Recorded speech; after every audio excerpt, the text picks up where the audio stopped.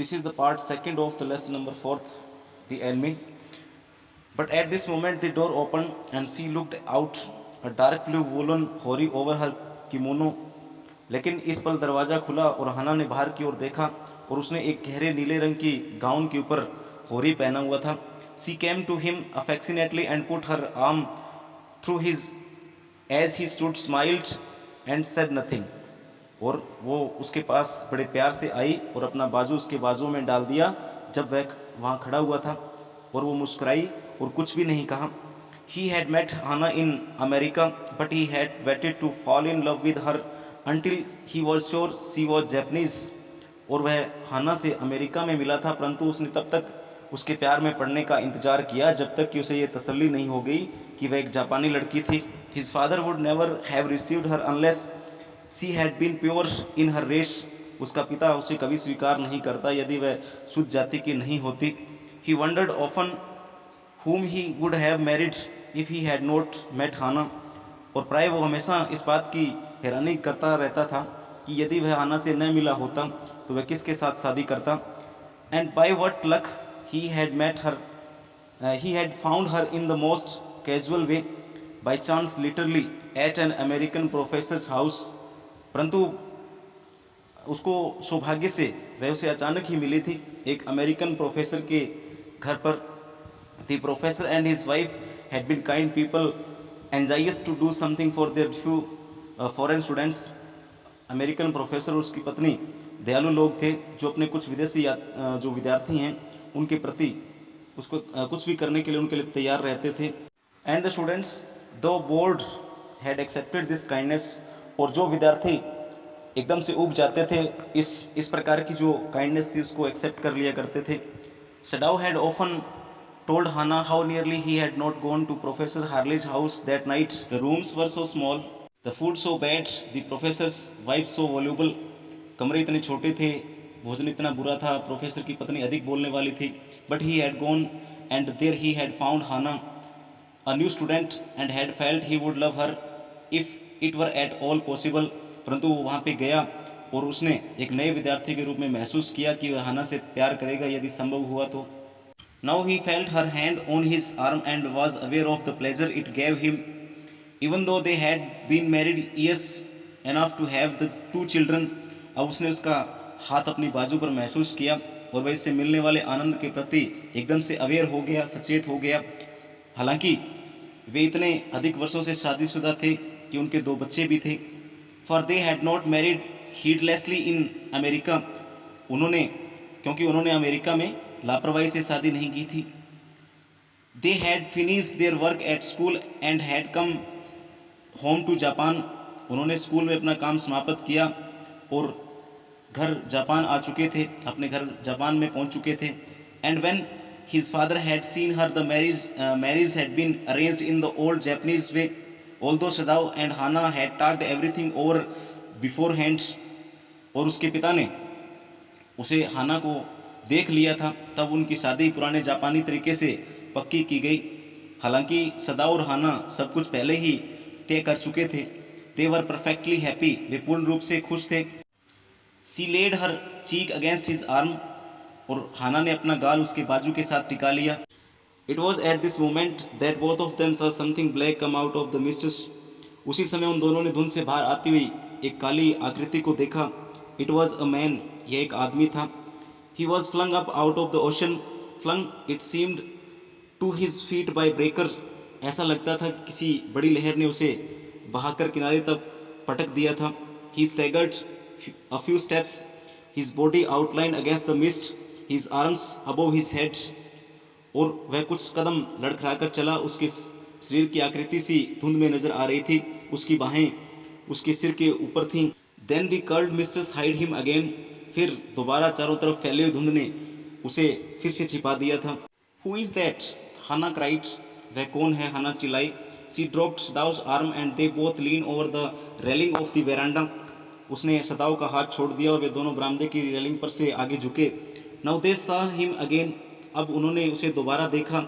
The man was on his hands and knees crawling. वह आदमी अपने हाथों और पैरों पर रेंग रहा था.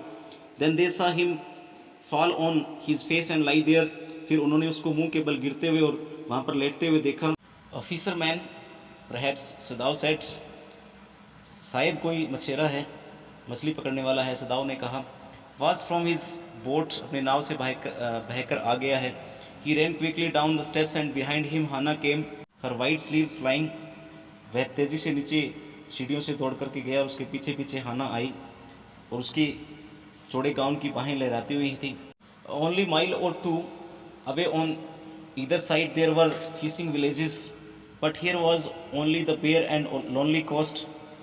1 या 2 मील की दूरी पर दोनों तरफ मछेरों के गांव थे, लेकिन यहाँ तो केवल बेयर, नंगा और एकदम से जो लोनली प्लेस था, लोनली कोस्ट था।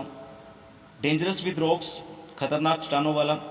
The Surf beyond the beach was spiked with rocks, तट पर समुद्री लहरों को चट्टानें चीरती थीं। Somehow the man had managed to come through them. He must be badly torn.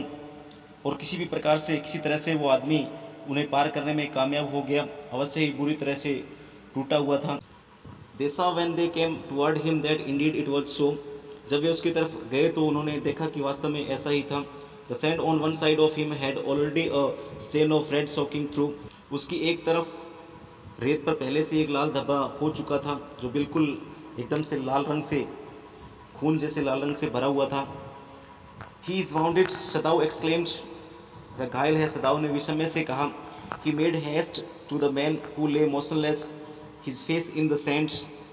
वह जल्दी से उस व्यक्ति की ओर गया जो रेत में अपना चेहरा डाले बिल्कुल मोशनलेस पड़ा हुआ था। An old cap stuck to his head, soaked with sea water.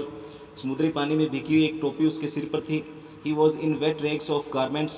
उसके गीले कपड़े जो है वो एकदम से फट चुके थे, चिथड़े हो चुके थे।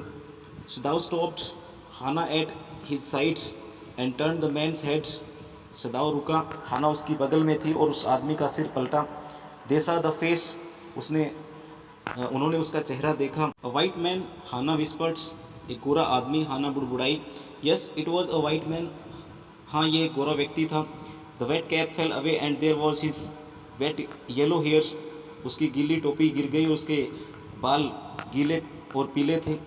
Long as though for many weeks it had not been cut. और इतने लंबे थे मानो कि कितने ही सप्ताहों तक या कितने सप्ताहों से उन्हें काटा नहीं गया था। And upon his young and tortured face was a rough yellow beard, और उसके युवा और पीड़ित चेहरे पर एक पीले रंग की दाढ़ी थी। He was unconscious and knew nothing that they did for him. वो बिल्कुल बेहोश था और उन्होंने जो उसके साथ किया उसे बिल्कुल पता नहीं था। Now Sadao remembered the wound and with his expert fingers he began to search for it. तब सदाव को घाव का ध्यान आया और उसने अपनी कुशल उंगलियों से वह उस घाव की खोज करने लगा। Blood flowed freshly at his touch. उसके छूने से खून फिर से बहने लगा। On the right side of his lower back Sadao saw that a gun wound had been reopened. Sadao ने देखा कि उसकी कमर के दाएं भाग के नीचे बंदूक की गोली का जख्म फिर से हरा हो गया था। The flesh was blackened with powder. मांस पाउडर के कारण काला पड़ चुका था।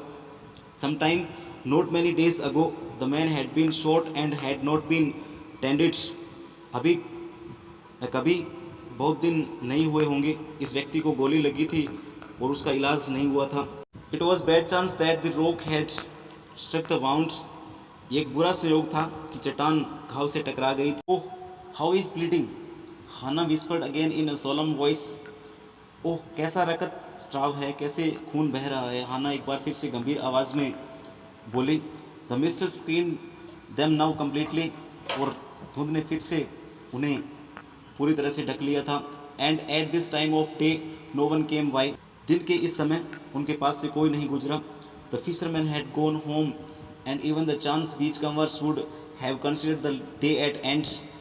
और मछुआरे घर जा चुके थे और बीच पर जो तट है उस पर चीज़ें तलाशने वाले लोगों ने अंत में दिन को खराब समझा होगा। What shall we do with this man? Sadao muttered. हम इस व्यक्ति के साथ क्या करेंगे? सदाव बुड़बुड़ाते हुए बोला। But his trained hands seemed of their own will to be doing what they could to stanch the fearful bleeding. परंतु उसकी प्रशिक्षित अंगुलियां अपने आप ही यह सब करती हुई प्रतीत हुई जो भयानक रकत के बहाव को रोकने के लिए कर सकती थी। He packed the wound with the sea moss that strewed the beach. उसने घाव को समुद्र की काई से ढक दिया जो तट पर बिखरी पड़ी थी। The man moaned with the pain in his stupor, but he did not awaken. वह आदमी बेहोशी में ही कहराया परंतु उसे जाग नहीं आई। The best thing that we could do would be to put him back in the sea, thou said, answering himself. सबसे सही काम हम कर सकते हैं जो ये होगा कि हम उसको वापस सागर में फेंक दें, सदाव ने खुद को ही जवाब देते हुए कहा। Now that the bleeding was stopped for the moment, he stood up and dusted the sand from his hands. अब जबकि फिलहाल खून बहना रुक गया, वह खड़ा हुआ और अपने हाथों से रेत को झाड़ा। Yes, undoubtedly that would be best, Hannah said steadily. हाँ, निस्संदेह यही ठीक रहेगा, हाना ने दृढ़ता से कहा। But she continued to stare down at the motionless man. परंतु वह जड़ बने व्यक्ति की तरफ देखती रही। The remaining part of this lesson we shall read in the next class.